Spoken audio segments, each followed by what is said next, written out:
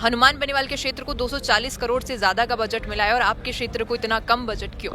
मुख्यमंत्री जी के बहुत दौरे हुए दक्षिणी राजस्थान में, बहुत दौरे हुए, कुछ नहीं मिला। आपको कहीं ना कहीं ईसाई धर्म से जोड़ते हुए कहते हैं कि आप धर्म परिवर्तन का एक बहुत बड़ा मेन रीजन बन रहे हैं आपके क्षेत्र में। भाजपा के वर्तमान नेता जो बिल प्रदेश का विरोध कर रहे हैं वो भाजपा के पुराने लीडरों का विरोध कर रहे हैं। आदिवासियों के नाम पे करोड़ों रुपए का भ्रष्टाचार किया जा रहा है। इन वर्तमान टीएडी मंत्री बाबूलाल जी के राज में सबसे बड़ा भ्रष्टाचार हुआ। बांसवाड़ा डूंगरपुर सांसद राजकुमार रौत और तमाम उनके सभी विधायक, उन लोगों ने आज पिंक सिटी प्रेस क्लब में एक प्रेस कॉन्फ्रेंस की। प्रेस कॉन्फ्रेंस के मुद्दे बड़े ही गंभीर थे क्योंकि इस वक्त गरमाए हुए मुद्दे थे सारे। बात हो पेपर लीक का, बात हो बच्चों की स्कूल की जो कंडीशन है इस वक्त, बात हो बजट की, ये सारे तमाम मुद्दे आप प्रेस कॉन्फ्रेंस में देख चुके हैं। लेकिन हमारे साथ अब राजकुमार रौत खुद जुड़ेंगे और कुछ ऐसी बातें हैं जो शायद आपके और मेरे मन में उठ रही थी, आज जानेंगे उनसे ही क्या कुछ इस वक्त चल रहा है राजनीति में, उनकी पार्टी से, विपक्षी पार्टी से और सत्ताधारी पार्टी से। तो वीडियो के अंत तक बने रहिएगा। सर, काफी सारे मुद्दों पे बातचीत हो चुकी है, लेकिन सबसे पहले बात करूंगी कि आपकी भगवती भील, एक मन्नालाल रावत और बाबूलाल खड़ारी, ये सभी लोग आपकी इस कम्युनिटी से आते हैं, लेकिन ये लोग अलग पार्टीज को चूज कर रहे हैं, ना कि आप लोगों को भील प्रदेश में और बाकी जो तमाम परेशानियां हैं। भगवती भील ने कुछ दिनों पहले अपने एक फेसबुक अकाउंट पे पोस्ट किया कि आप यूजीसी का मुद्दा नहीं उठा रहे हैं। शायद वो इस चीज से रूबरू नहीं रही होगी कि आपने मुद्दा उठाया भी है, केंद्र तक मुद्दा उठाया है। इस पर आप क्या कहेंगे इन तीनों लोगों के लिए? देखो, हो सकता है वो हमारे से अपडेट नहीं होंगे। यूजीसी को लेके हमने मुद्दा उठाया। मैंने खुद दिल्ली में प्रेस कॉन्फ्रेंस की है। हमारे अन्य कॉमरेड साथी थे, विधायक सांसद थे, उनके साथ हमने प्रेस कॉन्फ्रेंस की है।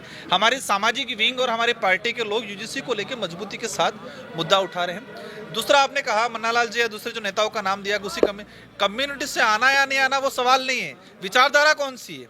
उनकी विचारधारा आदिवासी विरोधी है। इनकी विचारधारा आदिवासियों के हक अधिकार, आदिवासियों की संस्कृति पहचान को बचाने या आदिवासी समुदाय को अच्छा एजुकेशन, हेल्थ देके उनको आगे लाने की वाली विचारधारा नहीं है। उनको सिर्फ उस इलाके के अंदर राज करना, सत्ता पे बने रहना है और वोट बैंक समझने का काम किया उन लोगों ने। बिल्कुल। वहीं सर, अभी बजट आया जिस पर भी आपकी टिप्पणी आई कि भेदभाव किया गया। अब आप ही के दोस्त दिखाई देते हैं सांसद में हनुमान बेनीवाल, लेकिन हनुमान बेनीवाल के क्षेत्र को 240 करोड़ से ज्यादा का बजट मिला है और आपके क्षेत्र को इतना कम बजट क्यों?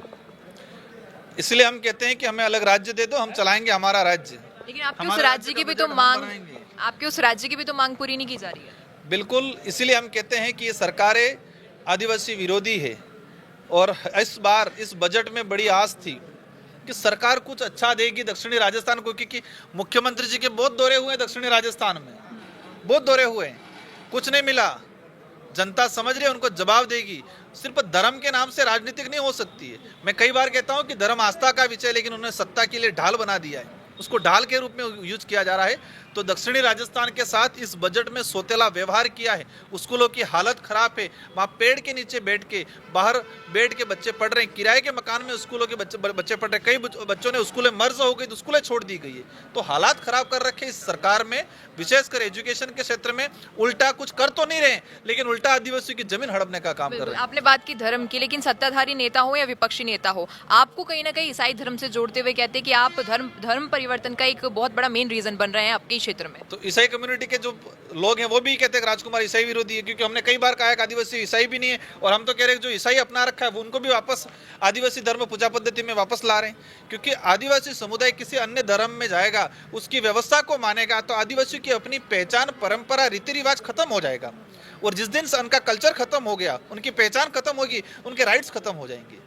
इसलिए हम लोग आदिवासियों की पूजा पद्धति, आदिवासियों के रीति रिवाज को जिंदा रखने पे काम कर रहे हैं। बिल्कुल। और भील प्रदेश का जैसा पूरा माहौल आपका बीच में बहुत ज्यादा गर्मा गया था, उस वक्त कई बीजेपी नेता, कई कांग्रेसी नेता बहुत कुछ कहने लगे थे, लेकिन फिर से जो मामला है भील प्रदेश का वो ठप सा दिखाई दे रहा है। अब क्या आदिवासियों की मांग नहीं है भील प्रदेश? भील प्रदेश की मांग वहाँ के लोगों के दिलों में बसी हुई है, वो कभी नहीं निकलेगी, पीढ़ी दर पीढ़ी चलती रहेगी। भाजपा के वर्तमान नेता जो भील प्रदेश का विरोध कर रहे हैं वो भाजपा के पुराने लीडरों का विरोध कर रहे हैं। नंदलाल जी मीणा टीएडी मिनिस्टर थे, अभी राज्य मंत्री हेमंत मीणा उनके पिता थे। इन्होंने वसुंधरा गवर्नमेंट में कहा था कि भील प्रदेश के लिए मुझे मंत्री पद छोड़ना पड़े तो मैं छोड़ दूंगा। वो भाजपा के लीडर थे, कांग्रेस के सबने मांग अभी इन लोगों को ये सत्ता के या पार्टियों के हाईकमान के इशारे पे उठना बैठने का काम करते हैं, इसलिए वो। और आपने टीएडी का जिक्र कर ही दिया है, तो टीएडी मंत्री अपनी पार्टी से इनको बनाने के लिए आपकी कम्युनिटी से एक नेता को चुना, लेकिन ऐसे क्षेत्र में जाके विधानसभा चुनी जहाँ पे उन्हें लगा कि बीजेपी जीत सकती है आपकी पार्टी से, बाकी आपके क्षेत्र में आपकी ही पार्टी हर बार विजय प्राप्त करती है। टीएडी मिनिस्टर बाबूलाल जी हो या पूर्व के कांग्रेस के मिनिस्टर हो, ऐसे मिनिस्टरों को चुना जाता है, वहाँ पर एक गिरोह काम करता है बड़ा, जो कोई भी टीएडी मिनिस्टर बने, कोई भी सरकार बने, वही टेंडर लेगा, वही दुकान चलाएगा। आदिवासियों के नाम पे करोड़ों रुपए का भ्रष्टाचार किया जा रहा है।